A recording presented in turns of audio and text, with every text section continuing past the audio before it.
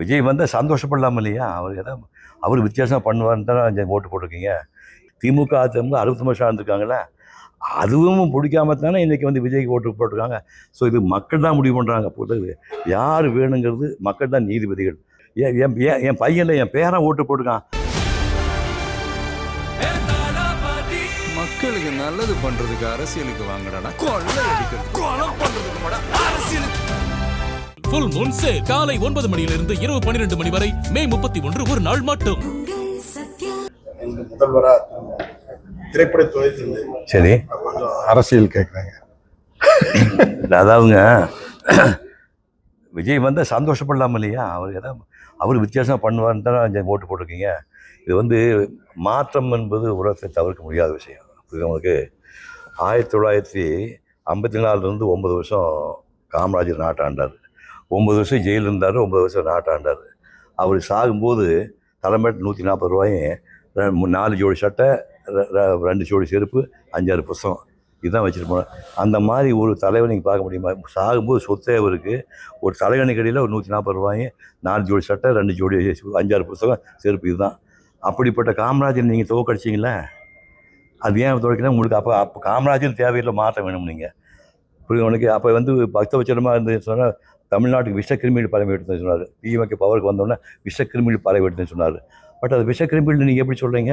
அவங்க 69 வருஷம் வாழ்ந்துருக்காங்களே, திமுக அதிமுக 60 வருஷம் வாழ்ந்துருக்காங்களே, அதுவும் பிடிக்காம தானே இன்றைக்கி வந்து விஜய்க்கு ஓட்டு போட்டிருக்காங்க. ஸோ இது மக்கள் தான் முடிவு பண்ணுறாங்க. பொறுத்தது யார் வேணுங்கிறது மக்கள் தான் நீதிபதிகள். மக்கள் முடிவு பண்ணால் அந்த மனப்பூர்வமாக நம்ம ஏற்றுட்டு போயிடணும். கிட்டத்தட்ட ஒரு 95% இளைய தலைமுறை, முதல் தலைமுறை ஓட்டு போடுறவங்க பூரா 90% வந்து காசு வாங்காமல் ஓட்டு போட்டிருக்காங்க. புரியுது? பெண்கள் நிறைய ஓட்டு போட்டிருக்காங்க. அப்போது அவங்கெல்லாம் யார்? என் பையனில் என் பேரன் ஓட்டு போட்டிருக்கான். அவன் பேரன் தான் அடுத்த வாழ போகிறவன். நான் 5 வருஷம் அது சேர்த்து போக போகிறேன். அந்த தலைமுறைக்கு வந்து எங்களுக்கு ஒரு சரியான தலைவன் முடிவு பண்ணும்போது அதை தப்புன்னு சொல்லுங்க. நீங்கள் யார்? அது நல்லது பண்ணுவான்னு நம்புவோம். இந்தியாவில் தமிழ்நாட்டில் மட்டும்தான் 69 வருஷம் சினிமா மட்டுமே அரசியலே அமைச்சிருக்கு, அரசியல் கட்டமே உருவாக்கி. சரி, அது சரியா இருக்கு சார்? அது சரியா? சினிமா துறை சேர்ந்தவர்கள் மட்டுமே அரசியலே அமைச்சிருக்கு சார். நீங்கள் காந்தி காலத்திற்கு அது முந்தின காலத்தில் வந்து அரசியல் தலைவர்களுடைய தாக்கம் வந்து ஜாஸ்தி இருந்தது. விடுதலை நாட்டு விடுதலைக்காக பாடுபட்ட தாக்கம் ஜாஸ்தி இருந்தது. அதுக்கப்புறம் வந்து மக்களை ஈர்த்தவங்களே க்ளோஸ்அப்பில் சினிமாக்காரங்க தான். நம்மளுக்கு நாடு சுதந்திரம் முடிஞ்சப்போ பார்த்தீங்கன்னா என்டி ராமாவாகட்டும், எம்ஜிஆர் ஆகட்டும், சிவாஜி ஆகட்டும், ஜெயலலிதா ஆகட்டும், க்ளோஸ்அப்பில் வர்றாங்க வந்து. ஸோ இவங்க தான் மேட்னி ஐடியன்னு சொல்கிறீங்களா, இவங்க ஐடியில் ஆகிடுறாங்க. ஸோ இவங்க இப்போ அது படத்தை வெளியாக சொல்கிறதும் வெளியே சொல்கிறது வந்து ஜனங்களுக்கு ரொம்ப பிடிக்குது. அதனால தான் அவங்களுடைய ஸ்டார்டிங்லேருந்து பாருங்களேன். இப்போ கருணாநிதி வந்து அண்ணாவை சினிமாவுக்கு வசனம் எழுதுனால நேரடியாக சினிமாக்குள்ளே வெளியே சினிமாவுக்கு பல ஒரு வேலைக்காரி படத்துக்கு வசனம் எழுதுனது. அதுமாதிரி கலைஞர் வசனம் எழுதுனது. இன்னும் சொல்லப்போனால் அவர் காகித பூவை இன்னும் பல நாடகம்லாம் கூட நடிச்சிருக்காரு. மனோரமா கூட கலைஞர் நாடகம்லாம் நடிச்சிருக்காரு. பேசிக்கலி நடிகர் அந்த வந்தவர். அப்புறம் அந்த குரூப்பில் தான் படத்தில் எம்ஜிஆர் வந்தார், ஜெயலலிதா வந்தார், விஜய் வந்து நாகரா வந்திருக்கோம். அப்படி நம்மளுக்கு அது மக்களுக்கு வந்து அதிகமாக நெருக்கமாகறவங்க வந்து மற்ற ஆளுகளை விட சினிமாக்காரங்க. அதனால தான் அந்த குரூப் போயிடுவாங்க. அதுக்கு என்ன பண்ணுறது? அவங்க எல்லாம் படிச்சவனா இருக்கானுங்க. பார்த்தீங்களா? மக்களுக்கு வந்து அறியாமை இருக்க வரைக்கும் அரசியல்வாதிகளும் சினிமாக்காரன் படிச்சுப்பாங்க. உங்களுக்கு மக்களுக்கு அறியாமை வந்து தொடர்ந்து இருக்க வரைக்கும் அரசியல்வாதி சினிமாக்காரன் நல்லா படிச்சுப்பாங்க. உங்களுக்கு அறிவு வந்தால் நீங்கள் படம் ஏன் பார்க்குறீங்க? அப்புறம் மக்களுக்கு அறியாமை இருந்தால் ஆஸ்பத்திரிக்காரங்க பழச்சிக்கிறாங்க. அப்படி வரீங்களா? என்னென்ன தண்ணி போட்டால் தப்பு வரும், போடுறான்ல, இங்கிட்டு வர்றான்ல, ஹெல்மெட் போடுறது இல்லை. அப்போ உங்களுக்கு வந்து தண்ணி போட திறந்து வச்சு நல்லது அடிக்கடி பேஷண்ட் வருதுக்கு அப்படி சொல்லல. என்ன சொல்றீங்க? என்ன வேணா பண்ணு, தண்ணி போடு, ஹெல்மெட் போட வேண்டாம், ஸ்பீடா ஓட்டு, நான் இருக்கேன்டா பாத்துக்கிறேன். அதான் அயோக்கியத்தனம் பண்ணுங்க, காப்பாற்ற நான் இருக்கிறேன். இந்த மாதிரி ஒரு ராஜா இந்த ஒரு டாக்டர் என்ன உங்களை நம்பித்தான் நான் ஆஸ்பத்திரி நடத்துறேன். பாரியா டேஞ்சரான ஆள் பாருங்க, இதெல்லாம் நம்பிடாதீங்க பாவங்க. நீங்க ஒழுங்கா இருந்தா உங்களுக்கு ஆஸ்பத்திரி தேவையில்லையா? அமெரிக்காவில டிரைவிங் ரைட் சைடுங்க. ஆமா தெரியும். இங்கிலாந்துல டிரைவிங் லெஃப்ட் சைடுங்க. ஆமா. இந்தியால டிரைவிங் சூசைடுங்க. அவரவர்கள் பேசும் வார்த்தை அவரவர்களுக்கே சொந்தமானது, அடுத்தவர்களுக்கு அல்ல. வாழ்வியல் கட்டத்தில் வந்து இருக்கிற ஜென்ரேஷன் எல்லாமே அதிக மன அழுத்தம் அதிகமாக வந்து வீட்டில் யார்ட்டையும் பகிர்ந்துக்காம அவங்களே மனசுல போட்டு போச்சு. அவருடைய வாழ்க்கை வந்து நீ பார்த்தீங்கன்னா ஜென்ரேஷன் ஒரு மாதிரி ஹெல்த் இஷ்யூஸ் ஒரு பக்கம் இருந்தாலும் அந்த மன அழுத்தங்கள் நிறையா, டிப்ரெஷன் சொல்கிறேன். அந்த ஒன்றும் விஷயம் இல்லை சார். நீங்கள் பெரிய ஆள்னு நினைக்காம எல்லார்கிட்ட பழகுனாலே உங்களுக்கு மன அழுத்தம் வராது சார்.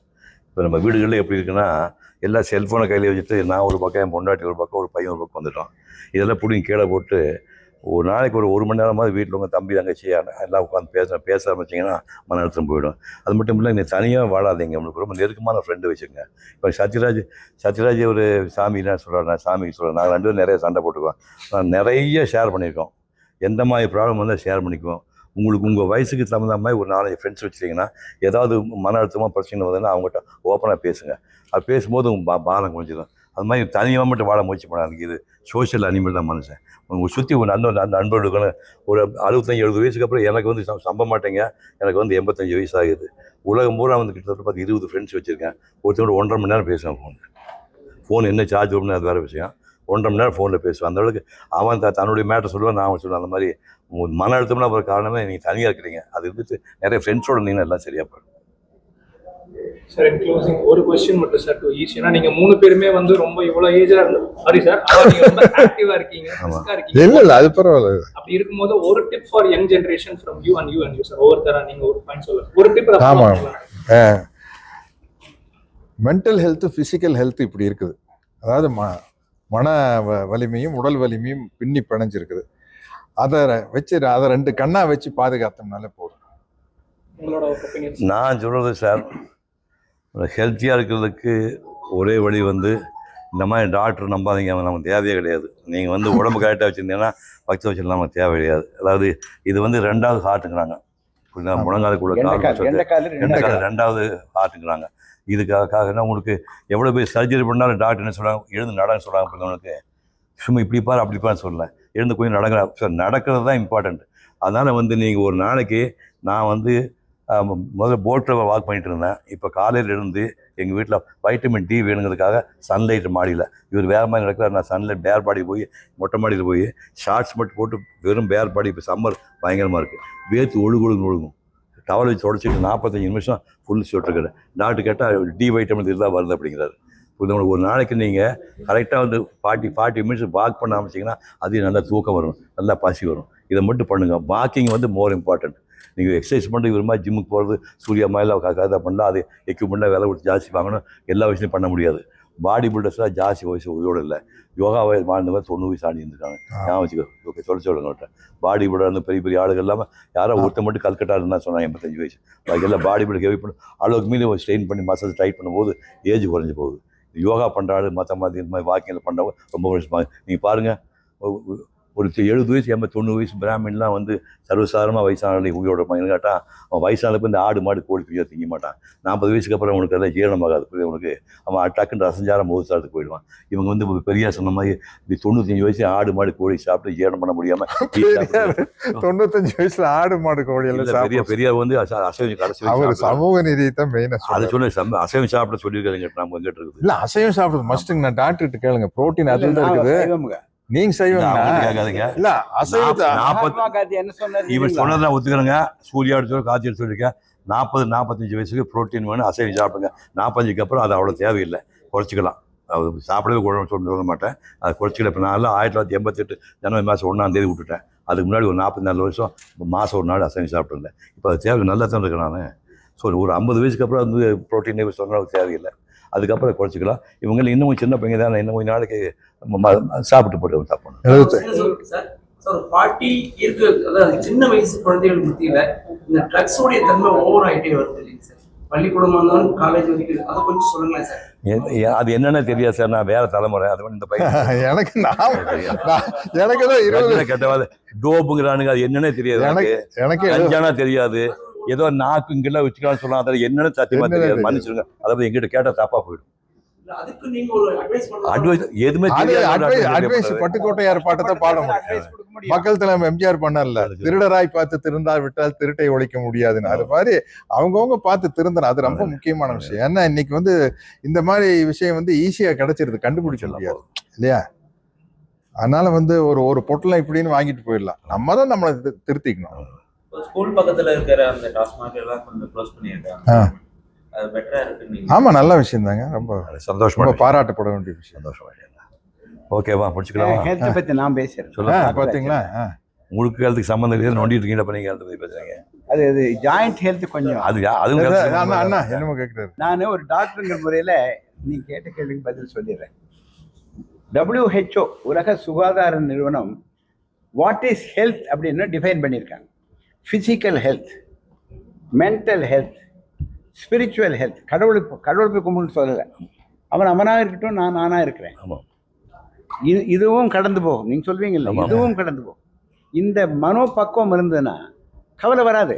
கவலை வந்தால் தான் தண்ணி போடுறீங்க, கவலை வந்தால் தான் சார் குழந்தைகள் நீங்கள் தானே பெற்றீங்க, இந்த குழந்தைகளை காப்பாற்ற வேண்டிய வேலை யார் உங்களுது. அவங்க செல்ஃபோனில் பேசுகிறான்னா, ஸ்மார்ட் ஃபோனில் பேசுகிறான்னா, கஞ்சா, நீ உங்கள் குழந்தை மேலே அக்கறை இல்லைன்னா 3வது மாடிலேருந்து கீழே விழுகுது. கஷ்டப்பட்டு குழந்தை நீங்கள் எப்படி குழந்தைகள் வளர்த்திருக்கீங்க? வணக்கம், எப்படி வளர்த்துருக்கீங்க? நான் வளர்க்குறேன், என் பொண்டாட்டி தான் வளர்த்தேன்.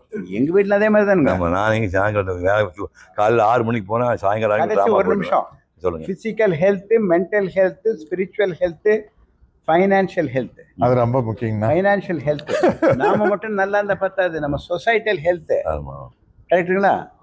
இத்தனையும் இருந்தால்தான். அப்போ ரெப்புடேஷன் ஹெல்த். உங்களுக்கு ரெப்புடேஷனே குறையிலையே. ஆதி காலத்துலேருந்து உங்கள் பேர் எந்த பேரும் கெடலையே. என் பேர் அதே மாதிரி கெடலை.